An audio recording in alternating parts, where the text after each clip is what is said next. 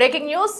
పాకిస్తాన్ ప్రస్తుతం ఆర్థిక సంక్షోభంలో కొట్టుమిట్టాడుతుందని చెప్పాలి. సో ఈ నేపథ్యంలో కూడా రిపబ్లిక్ డే వేడుకలు అయితే రద్దు చేయడం జరిగింది. సో ఏకంగా రిపబ్లిక్ డే వేడుకలు రద్దు చేశారంటేనే ప్రస్తుతం పాకిస్తాన్ పరిస్థితి ఏంటనేది కూడా అర్థం చేసుకోవచ్చు. సో దీంతో కూడా ఇప్పటికే అటు రిపబ్లిక్ డే వేడుకలు రద్దు చేశారు. అయితే పాకిస్తాన్ ఇప్పటికే పీకల్లోతు అప్పుల్లో అయితే కూరుకుపోయింది. ఒక పక్క పశ్చిమాసియా యుద్ధంతో పాక్లో తీవ్ర స్థాయికి ఇంధన సంక్షోభం చేరిందనే చెప్పాలి. ఇక మార్చి 23న జరగాల్సిన రిపబ్లిక్ డే పరేడ్ అయితే రద్దు జరిగింది. ఇప్పటికే జెండా ఆవిష్కరణ మాత్రమే ఉంటుందని పాక్ ప్రధాని షెహబాజ్ షరీఫ్ అయితే ఇప్పటికే ప్రకటించారు. సైనిక ఖవాదు, గన్ సెల్యూట్, సాంస్కృతిక కార్యక్రమాలు కూడా రద్దు చేసినట్టయితే ఇప్పటికే ప్రధాని అయితే ప్రకటించడం జరిగింది. ఇక దేశ గౌరవానికి ప్రతీక రిపబ్లిక్ డే వేడుకలు. సో అలాంటి వేడుకలనే జరుపుకోలేని సిచ్యువేషన్లో ప్రస్తుతం పాకిస్తాన్ ఉందంటే అక్కడ ఘోర పరిస్థితులు ఏర్పడ్డాయని మనం అర్థం చేసుకోవచ్చు. అయితే అత్యంత దుర్భర పరిస్థితుల్లో కూడా పాకిస్తాన్ అయితే ప్రస్తుతం అక్కడ సిచ్యువేషన్ నెలకొందనే చెప్పాలి. ఏకంగా రిపబ్లిక్ డే వేడుకలనే క్యాన్సిల్ చేయడం అంటే పాకిస్తాన్ దుస్థితి ఎలా ఉందనేది కూడా మనం చూసుకోవచ్చు. అయితే మరో పక్కన పశ్చిమాసియాలో జరుగుతున్న యుద్ధం అయితే ప్రధానంగా పాకిస్తాన్పై కూడా ఎక్కువ ఎఫెక్ట్ చూపిస్తుందనే చెప్పుకోవాలి. సో దీంతో ఆర్థిక సంక్షోభంలో కొట్టుమిట్టాడుతుంది పాకిస్తాన్. మరి దీని నుంచి ఎలా బయటపడుతుంది, సో తర్వాత స్టెప్ ఏం తీసుకుంటుంది అనేది కూడా చూడాలి. ప్రస్తుతం అయితే పాకిస్తాన్లో రిపబ్లిక్ డే వేడుకల్ని సైతం రద్దు చేస్తున్నట్టయితే నేరుగా ప్రధాని చెప్పడం ఇప్పుడు సంచలనంగా మారిందని చెప్పాలి. ఇక మరింత సమాచారం అందించేందుకు మా అసిస్టెంట్ ఎడిటర్ రామ్దాస్ అందుబాటులో ఉన్నారు.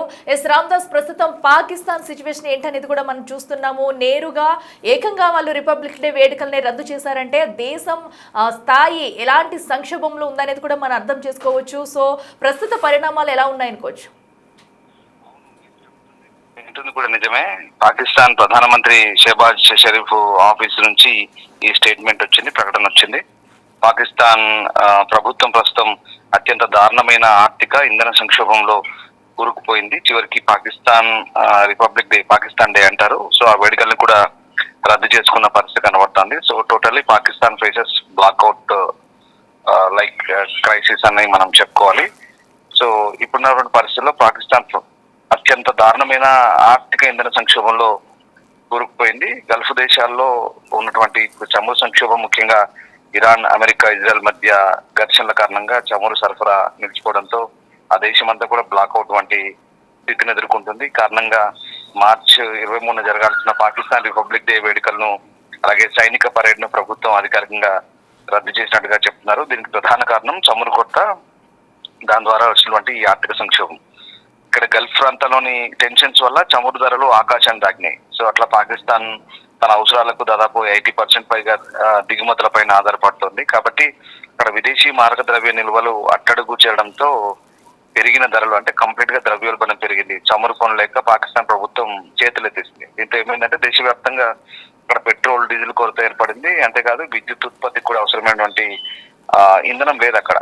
సో ఆ రకంగా గంటల తరబడి పవర్ కట్స్ ఉన్నాయి. జనం ఒక రకంగా చెప్పాలంటే చీకట్లో అంధకారంలో మగ్గుతున్న పరిస్థితి కనబడతాం. సో ఇప్పుడు ఏమైతుందంటే పొదుపు చర్యలో భాగంగా షెహబాజ్ షరీఫ్ ప్రభుత్వం ఆయన ఆదేశాల మేరకు రిపబ్లిక్ డే వేడుకలను ఈ ఏడాది అత్యంత నిరాడంబరంగా నిర్వహించాలని కోరుకుంటున్నాను. అంటే కేవలం జెండా ఎత్తి మళ్ళీ జెండా అవతరణం చేస్తారు, అంతమించి ఏం చేయరు. సో భారీ ఎత్తున నిర్వహించే సైనిక పరేడ్లు, ఈ హడావుడంతా హంగామంతా చేయట్లేదు. సో దాంతో ఏమైందంటే ఇంధనము ఖర్చు అవుద్ది, అట్లాగే డబ్బులు కూడా బాగా ఖర్చు అవుతాయి. కాబట్టి ఆ ఉద్దేశంతో నిర్ణయాన్ని వెనక్కి తీసుకున్నారు. అంటే కేవలం జెండా ఆవిష్కరిస్తారు, జస్ట్ అంతవరకే పరిమితం అవుతారు.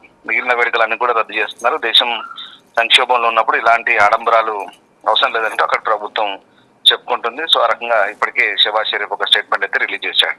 రామ్దాస్, మనం చూస్తున్నట్టయితే ఇంకా పశ్చిమాసియాలో యుద్ధం ఇంకా కొనసాగుతూనే ఉంది. మరి ఇప్పటికప్పుడే కూడా ఈ యుద్ధం అయితే సద్దుమణిగేలా లేదు. సో ఇంకా ఇంధన ముప్పు ఉండే అవకాశం కూడా క్లియర్ కట్ గా కనిపిస్తుంది. మరి పాకిస్తాన్ రానున్న రోజుల్లో మరింత సంక్షోభంలో కూరుకుపోనుందని అనుకోవచ్చా?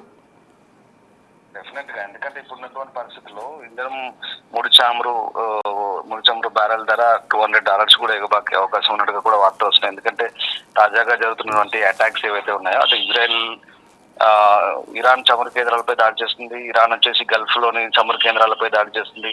చాలా కీలకమైనటువంటి ప్రాంతాలన్నీ కూడా అటాక్ గురవుతున్న పరిస్థితి. ఒక్కొక్క పేరు చెప్పుకుంటూ పోతే చాలా టైం పడుతుంది. సో ఆ రకంగా చాలా వరకు ఇప్పటికీ అవన్నీ కూడా డ్యామేజ్ అవుతున్నాయి, చాలా ఇబ్బంది అవుతుంది. అసలు ఇంకోటి ఏంటంటే ఈ హర్మూజ్ స్ట్రైట్ ను మూసివేయడం అనేది చాలా పెద్ద ఇబ్బందికరంగా మారిన పరిస్థితి. ప్రపంచ వాణిజ్యానికి 20% మార్గం అంతా అదే. ఇదంతా మనకు తెలిసిందే, ఇట్స్ రొటీన్. సో ఇదంతా కూడా ఇప్పుడు ఈ ఎఫెక్ట్ అంతా కూడా పాకిస్తాన్ పై పడుతుంది. ఎందుకంటే అక్కడ నుంచి వచ్చే దిగుమతులు కాబట్టి అక్కడి నుంచి కంప్లీట్ ఆగిపోయాయి. అసలు దీనికి కాదు దీనికంటే ముందే ఎప్పుడో వీళ్ళు ఒక జాబితా ఆ బయట పెట్టారు. ప్రధానంగా పాకిస్తాన్ వచ్చేసి అంటే అంతకంటే ముందే కొన్ని ఆంక్షలు పెట్టారు.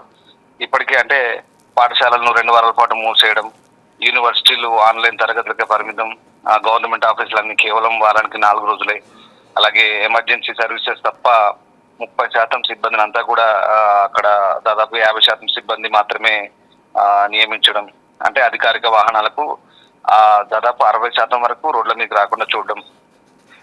ఇంకోటి ఏంటంటే మనకి ఇక్కడ ఈ ఇఫ్తార్, ఇప్పుడు రంజాన్ కదా, ఇఫ్తార్ విందులు కూడా బంద్, అన్ని బంద్. సో ఆ రకంగా ఇంధన భత్యాలను కూడా 2 నెలల పాటు అంటే అలవెన్స్ ఉంటాయి కదా, పెట్రోల్ డీజిల్ అలవెన్స్, అవి కూడా మొత్తానికి కట్ చేసారు.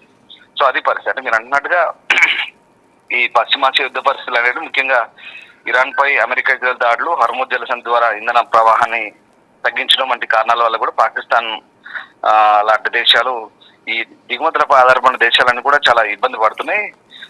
ఇక్కడ పరేడ్ రద్దయినప్పుడు కూడా గణతంత్ర దినోత్సవం జెండా ఎగరవేసడానికి పరిమితం చేశారు. అది కూడా ఆ దేశ ఆర్థిక పరిస్థితిని పరిగణలోకి తీసుకున్నాం అంటే ఒక ప్రత్యేక నిర్ణయం కానీ మనం ఇక్కడ భావించాల్సి ఉంటుంది. అంటే ఇక్కడ పాకిస్తాన్ కాదు, బంగ్లాదేశ్ పరిస్థితి కూడా అంతే ఉంది. అలాగే సౌత్ ఏషియా కంట్రీస్ ఇవి కూడా అదే ఇబ్బందులు ఎదుర్కొంటున్నాయి. కానీ ఇక్కడ పాకిస్తాన్ మాత్రం ఎంత దారుణమైన సిచ్యువేషన్ లో ఉందో మనకు అర్థమవుతుంది. సో ఆ రకంగా ప్రస్తుతానికైతే హర్మూజ్ జలసంధి ద్వారా జరిగే ఈ చమురు రవాణాకు ఆటంకాలు కలగడం ద్వారా పాకిస్తాన్ కు ఒక శాపంగానే మారిందని చెప్పొచ్చు. అరేబియా దేశాల నుంచి వచ్చే చమురు, ఎల్ఎన్జీ సరఫరా నిలిచిపోవడంతో అక్కడ పరిశ్రమలు మూతపడుతున్నాయి, ద్రవ్యోల్బణం పెరిగింది, నిత్యావసర ధరలు సామాన్యునికి అందనంత ఎత్తుకు చేరుకున్నాయి. ఈ సంక్షోభం నుంచి గట్టెక్కించేందుకు అంతర్జాతీయ ద్రవ్యనిధి సహాయం కోసం పాకిస్తాన్ ప్రభుత్వం తీవ్రంగా ప్రయత్నిస్తుంది. IMF ను మళ్ళీ వేడుకుంటుంది. గతంలో కూడా $1 బిలియన్ IMF లోన్ వచ్చినప్పుడు కూడా ఆ లోన్ అంతా దిక్కుమాలిన టెర్రరిస్టులకు వాళ్ళకు వీళ్ళకి పెట్టి ఆ దేశం అంతా పాడైపోయింది. సో ఈ ప్రపంచ దేశాలు ఎన్ని మొత్తుకున్నా ఎంత చేసినా మళ్ళీ లోన్లు కోట్ల డాలర్ల లోన్లు వచ్చినా కూడా అవన్నీ తీసుకుపోయి టెర్రరిస్టులను పెంచి పోషించడం తప్ప వాళ్ళు ఏం బాగుపడేది లేదు అక్కడ. సో అది పరిస్థితి పాకిస్తాన్ లో. ఇప్పుడు ఈ హర్మూజ్ ఎఫెక్ట్ అని తీవ్రంగా కనిపిస్తుంది. చూడాలంటే పాకిస్తాన్ ఆర్థిక పరిస్థితి పూర్తిగా దివాలా స్థితిలో ఉంది. ఆ దేశంలో జరుగుతున్న పరిణామాలు దీనికి నిదర్శనంగా మనం చెప్పుకోవడానికి కనబడుతున్నాయి. మనం ప్రత్యేకంగా వాళ్ళను గేలి చేయడానికో ఎగతాళి చేయడానికో ఏం లేదు, వాస్తవ పరిస్థితులు ఎక్కడున్న పరిస్థితులు అవి. అంటే ఇక్కడ ఇప్పుడు వాళ్ళకి ఇప్పుడు ప్రజెంట్ అయితే యుద్ధమే లేదు, కానీ ఇప్పుడున్న పరిస్థితులను మనం చాలా క్లియర్ గా ఒక్కసారి అబ్జర్వ్ చేస్తే కనుక సిచ్యువేషన్ ఏంటనేది, అసలు వాళ్ళ స్థితి ఏంటి, వాళ్ళ బతుకులు ఏంటి, వాళ్ళ జీవన విధానం ఏంటి అనేది మనం చాలా క్లియర్ గా అర్థమవుతుంది. అంటే అక్కడ ప్రభుత్వం ఎంత దీనస్థితిలో ఉంది, ప్రభుత్వాన్ని నడపలేక ఖజానా ఖాళీగా ఉండి ఎంత దారుణమైన స్థితిలో ఉంది. అయినప్పటికీ కూడా ఇంకా యుద్ధాలు ఓవైపు మనం గమనించాలి. ఆఫ్ఘనిస్తాన్ తో యుద్ధం జరుగుతుంది. ఈ రంజాన్ ఈదుల్ ఫితర్ ఉంది కాబట్టి 3 రోజులు యుద్ధాన్ని ఆపుకున్నారంట, 19 నుంచి 24 దాకా. అంటే ఓవైపు ఇక్కడ ఈ సొంత దేశంలో తినడానికి తిండి లేదా ఖజానా ఖాళీ ఇబ్బందులు అవుతుంటే అటు యుద్ధాలు చేస్తున్నారు. అంటే అనవసర వ్యయం చేస్తూ పాకిస్తాన్ అనవసరంగా దిగజారుతున్న పరిస్థితి. సో ప్రస్తుతానికైతే అక్కడ టర్కీ సౌదీ దౌత్యంతో యుద్ధం అయితే ఒక 4 రోజులు అయితే ఆపారు. బట్ ఇది కంటిన్యూ అవకాశం ఉంది ఖచ్చితంగా. మీరు అంటున్నట్టుగా ద్రవ్యోల్బణం పెరుగుతుంది, ఇంకా ధరలు ఇప్పుడు ఆల్రెడీ పెరిగాయి. ఈ యుద్ధం ఎన్ని రోజులు కంటిన్యూ అయితే పాకిస్తాన్ 2 రోజులు విలువిల్లాడాల్సిందే. అదొక శాపంగానే చెప్పాలి డెఫినెట్ గా. ఎస్ రామ్దాస్, అయితే ప్రస్తుత సిచ్యువేషన్లో మనం చూస్తున్నట్టయితే సో ఇప్పుడప్పుడే కోలుకోలేని సిచ్యువేషన్లో పాకిస్తాన్ ఉన్నట్టు తెలుస్తుంది. మరి వేరే ఏ దేశాలపైన ఆధారపడే ఛాన్సెస్ ఉంటుందనుకోవచ్చు, ఆర్థిక సహాయం కోసం అడిగే ఛాన్సెస్ ఉంటుందనుకోవచ్చు? ఎగ్జాక్ట్లీ, పాకిస్తాన్ పాలకులు చేస్తుంది అదే. ప్రతి దేశానికి వెళ్ళి బిచ్చమెత్తుకుంటున్నారు. సౌదీ, తుర్కీ అంటే టర్కీ, అటు పోతే ఇంకొన్ని దేశాలు UAE లాంటి దేశాన్ని కూడా అడుగుతాడు, అమెరికాని అడుగుతాడు. ఆ శ్రీమోదీని వెంట పెట్టుకుని షబాజ్ షరీఫ్ చేసే పని అదే. ప్రతి దేశానికి వెళ్ళి సూటు బూట్ వేసుకొని ఒక లైక్ ఏ బెగ్గర్ వాళ్ళు చేసే పని అదే, వాళ్ళు చేస్తుంది కూడా అదే. IMF దగ్గర కూడా అదే, ఇంటర్నేషనల్ మానిటరింగ్ ఫండ్ ఏదైతే ఉందో అంతర్జాతీయ ద్రవ్యనిధి దగ్గర పోయి ప్రతిసారి పోయినప్పుడల్లా మాకు $1 మిలియన్ అప్పు కావాలంటే ఇప్పటికీ బోల్డని తప్పుబడి ఉన్నారు. చాలా దారుణమైన స్థితిలో ఉంది. ఇంకా మళ్ళీ అప్పు కోసం అర్థిస్తున్న పరిస్థితి. అంటే అక్కడ దేశ పరిస్థితులు బాగాలేవు, ఏమాత్రం బాగాలేవు. ఉన్న బడ్జెట్ అంతా కూడా రక్షణ రంగానికి పెడుతున్నారు, యుద్ధాలకు లేదా టెర్రరిస్టులకు ఇట్లాంటి వాళ్ళని పెంచి పోషిస్తూ అక్కడ. లేదంటే ఏదో కొన్ని ప్రాంతాలు మనం చూడండి, ఆర్థిక అసమానతలు కూడా ఉన్నాయి అక్కడ. కేవలం ఒక పంజాబ్ రాష్ట్రం మాత్రమే బాగుంటుంది, లేదా దాని తర్వాత సింధు మాత్రం బాగుంటుంది. బలూచిస్తాన్ ఏమాత్రం బాగుండదు. అలాగే అటువైపు ఆఫ్ఘనిస్తాన్ వైపు ఉన్నటువంటి ఖైబర్ పఖ్తూన్ఖ్వా రాష్ట్రం ఏమాత్రం బాగుండదు, పెషావర్ ఏమాత్రం బాగుపడలేదు.